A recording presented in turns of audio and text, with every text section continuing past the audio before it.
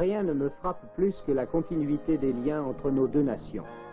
C'est par ces mots que M. Georges Pompidou accueillait à Paris Édouard Guirec, premier secrétaire du Parti ouvrier unifié de Pologne. En effet, ainsi qu'il le rappelait un peu plus tard, la Pologne et la France sont parmi les pays les plus anciennement amis. Et ce voyage du premier Polonais à Paris avait pour but de resserrer les liens du passé et d'élargir le champ de la coopération et des échanges économiques du futur. Résidant au Trianon, M. Guirec était l'hôte d'un dîner de gala à Versailles et se rendait le lendemain matin sur la tombe du soldat inconnu avant d'être reçu à l'hôtel de ville par les édiles de la capitale.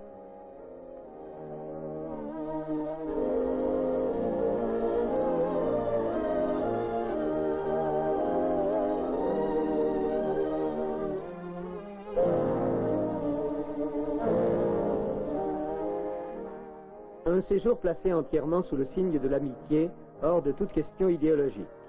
Avant que M. Guirec visite usines et centres commerciaux, le président Pompidou avait ainsi insisté sur ce point.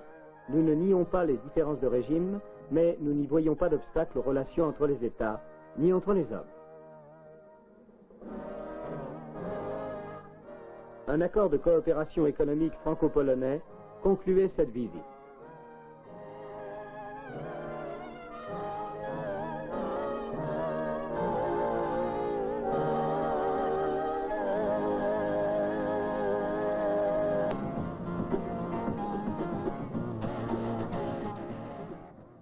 Sur l'hippodrome de Longchamp, le prix de l'Arc de Triomphe, épreuve principale de la saison d'automne de plat. Sélection des meilleurs pur-sang internationaux, engagés sur 2400 mètres. C'est l'épreuve la mieux dotée du monde.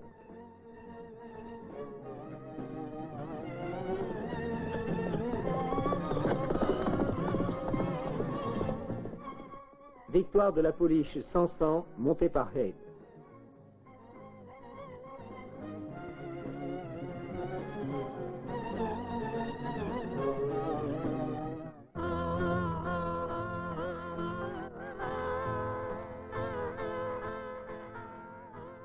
Les bonsaïs sont des arbres nains décoratifs dont la culture était jusqu'alors l'apanage du Japon.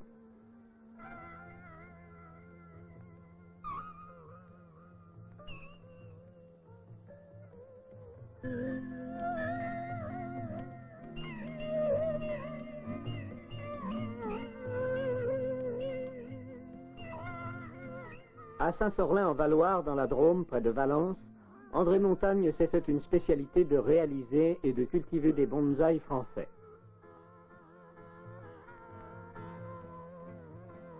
À partir de graines classiques, les arbres vont sortir de terre normalement, mais pendant des années, leurs racines seront coupées selon une loi qui est le secret du procédé, au fur et à mesure de leur croissance. On obtient ainsi à Saint-Sorlin des espèces naines, en tout point semblables à la flore naturelle, et à 10 ou 20 ans, un arbre ainsi traité ne dépasse guère 50 cm de haut.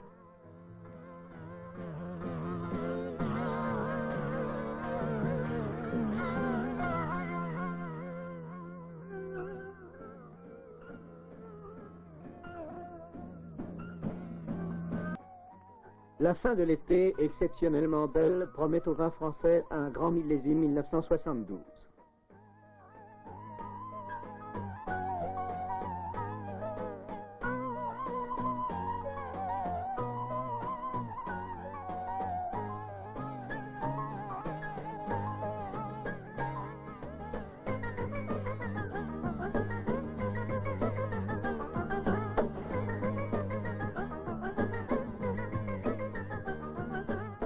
Déjà, le raisin de table rejoint pommes et poires sur l'un des plus importants marchés d'intérêt national, Cavaillon, en Provence, en service depuis 6 ans.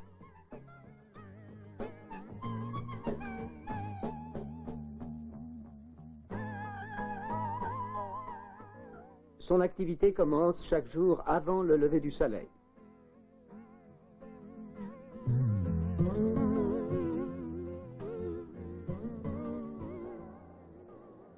Les producteurs présentent un choix de leur cueillette de la veille et toutes les opérations de vente se font verbalement de gré à gré.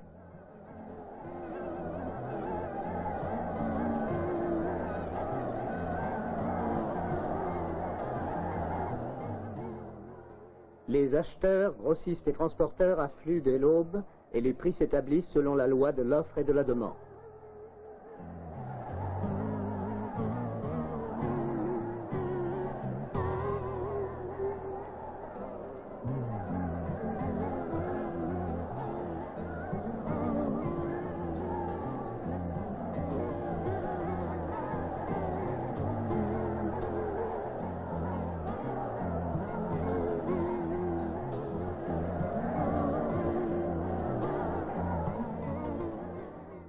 En liaison permanente avec les halles de Paris et des grandes villes, les transporteurs organisent la répartition et la collecte des livraisons.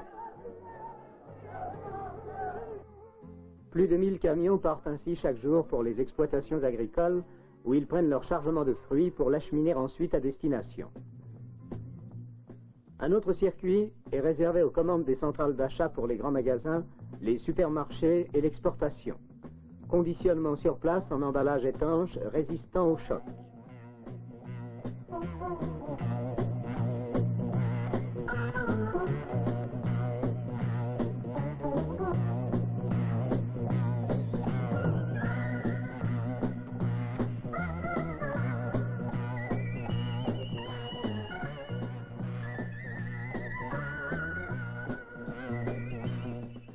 Ainsi traités, les fruits sont dirigés vers la gare voisine pour expédition vers l'Europe par train ou vers les aérodromes pour l'outre-mer.